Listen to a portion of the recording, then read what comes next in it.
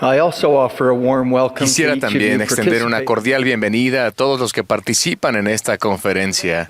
Hoy espero describir dos elementos del Evangelio restaurado de Jesucristo, seguidos de 4 conmovedores relatos de santos de los últimos días de distintas partes del mundo que demuestran la aplicación de estos principios. El primer elemento del Evangelio restaurado, la obra de salvación y exaltación de Dios, se centra en responsabilidades divinamente asignadas. El segundo elemento nos recuerda que el Evangelio es claro, precioso y sencillo. Para recibir la vida eterna, debemos venir a Cristo y perfeccionarnos en Él. Conforme venimos a Cristo y ayudamos a los demás a hacer lo mismo, participamos en la obra de salvación y exaltación de Dios que se centra en responsabilidades divinamente asignadas. Esas responsabilidades divinas están alineadas con las llaves del sacerdocio restauradas por Moisés, Elías y Elías el profeta, registradas en la sección 110 de Doctrina y Convenios, y el segundo gran mandamiento que nos dio Jesucristo de amar a nuestro prójimo como a nosotros mismos. Se hallan en las primeras 2 páginas del Manual General actualizado, disponible para todos los miembros. Si oír las palabras manual general o responsabilidades divinamente asignadas les hace estremecerse por temor a la complejidad, por favor, tranquilícense. Estas responsabilidades son sencillas, inspiradoras, motivadoras y realizables.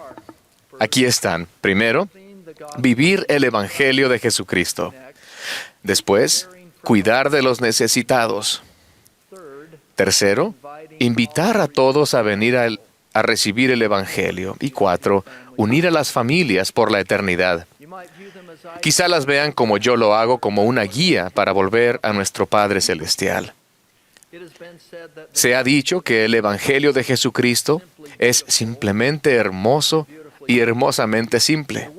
El mundo no lo es. Es complicado, complejo y lleno de turbulencia y contención.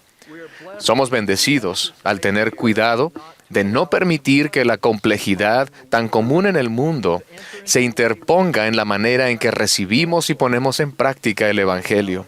El presidente Oaks observó: en el Evangelio de Jesucristo se nos enseñan muchas cosas pequeñas y sencillas. Necesitamos que se nos recuerde que estas cosas aparentemente pequeñas y sencillas a lo largo de un periodo de tiempo significativo hacen que se realicen grandes cosas. Jesucristo mismo describe que su yugo es fácil y ligera su carga. Todos debemos esforzarnos por mantener sencillo el Evangelio en nuestra vida, nuestra familia, clases y quórums y en nuestros barrios y estacas. Al escuchar estos relatos que compartiré, observen que se han elegido detenidamente para inspirar, por un lado, e informar, por el otro. Las acciones de cada uno de esos santos de los últimos días se vuelve un modelo para cada uno de nosotros, ya que ponen en práctica el Evangelio de maneras claras, preciosas y sencillas al cumplir una de las responsabilidades divinamente asignadas que se acaban de mencionar. Primero, vivir el Evangelio de Jesucristo.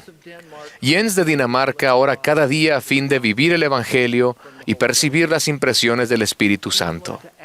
Ha aprendido a actuar con rapidez cuando siente la dirección del Espíritu.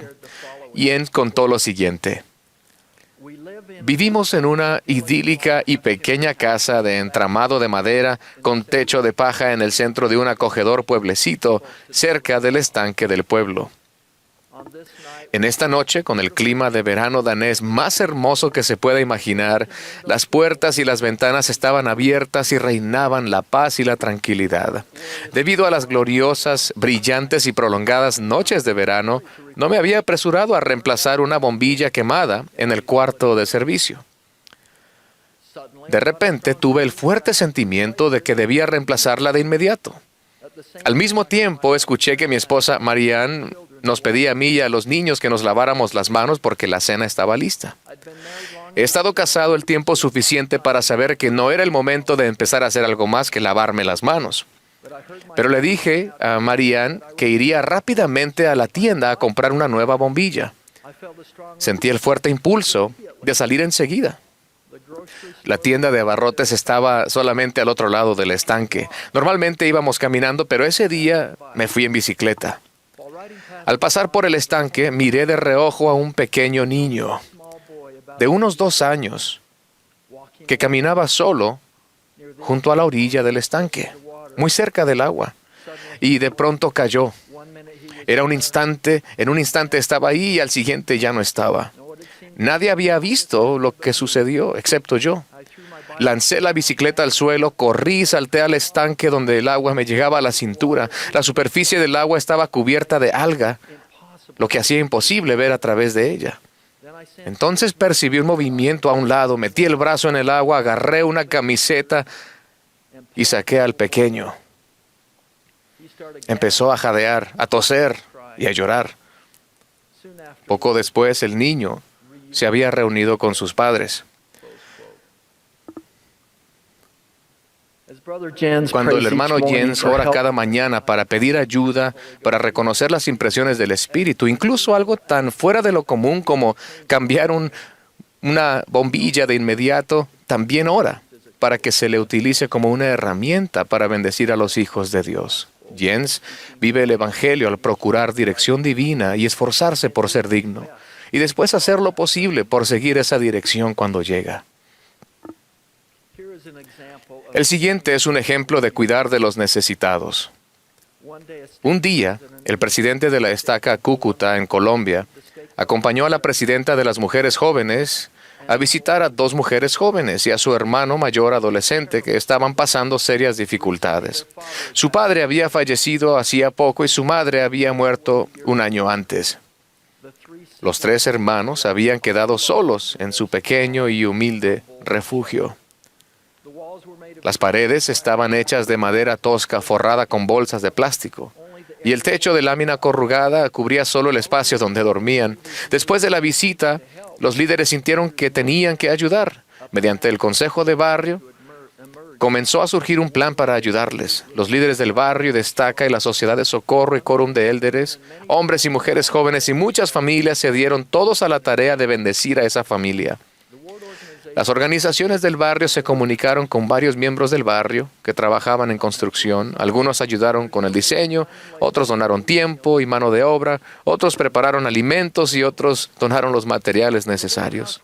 Al terminar la pequeña casa fue un día de gozo para los que ayudaron y para los 3 jóvenes miembros del barrio. Esos jóvenes huérfanos sintieron los lazos cálidos y consoladores de su familia del barrio y supieron que no estaban solos y que Dios siempre está con ellos para ayudarlos. Los que tendieron la mano sintieron el amor del Salvador por esa familia y actuaron como sus manos al servirles. Creo que les va a gustar este ejemplo de invitar a todos a recibir el Evangelio. Clayton, de 17 años, de Cabo Verde, no tenía idea de lo que sucedería al entrar un día a la clase de seminario de su barrio. Pero su vida y la vida de otras personas cambiaría para siempre debido a lo que hizo. Clayton, junto con su mamá y su hermano mayor, se habían bautizado en la iglesia un tiempo atrás, pero la familia dejó de asistir. Su sencillo acto de participar en seminario llegó a ser un punto decisivo para la familia. Los otros jóvenes de la clase de seminario fueron afectuosos y cordiales. Acogieron a Clayton y lo animaron a que fuera a otra actividad. Lo hizo y pronto comenzó a asistir a sus otras reuniones de la iglesia. Un sabio obispo vio el potencial espiritual de Clayton y lo invitó a que fuera su asistente, su ayudante. A partir de ese momento, dijo el obispo Pina, Clayton llegó a ser un ejemplo y una influencia para otros jóvenes. La primera persona a quien Clayton invitó a volver a la iglesia fue su mamá. Y después su hermano mayor. Después amplió su círculo de amigos. Uno de esos amigos era un joven de su misma edad, Wilson. Después de su primera reunión con los misioneros, Wilson expresó su deseo de bautizarse. Los misioneros quedaron impresionados y asombrados al ver lo mucho que Clayton ya había compartido con Wilson. Los empeños de Clayton no quedaron ahí. Ayudó a que otros miembros menos activos volvieran, además de compartir el Evangelio con amigos de otras religiones. Hoy día el barrio tiene 35 jóvenes activos, con un pujante programa de seminario. gracias en gran manera a los esfuerzos de Clayton de amar, compartir e invitar. Clayton, junto con su hermano mayor Clever, se están preparando para servir en una misión de tiempo completo. Finalmente, quiero compartir un ejemplo hermoso de unir a las familias por la eternidad. Lidia, de Yarkov, Ucrania, escuchó sobre el templo por primera vez de los misioneros. De inmediato, Lidia sintió el ferviente deseo de ir al templo y después de su bautismo comenzó a prepararse a fin de recibir una recomendación para el templo. Lidia fue al templo de Freiberg, Alemania, para recibir la investidura y después pasó varios días ahí efectuando la obra por representante. Tras la dedicación del templo de Kiev, Ucrania, Lidia iba al templo más a menudo.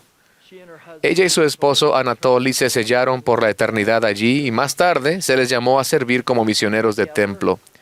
Juntos han encontrado más de 15,000 nombres de antepasados y se han esforzado por brindarles las ordenanzas del templo.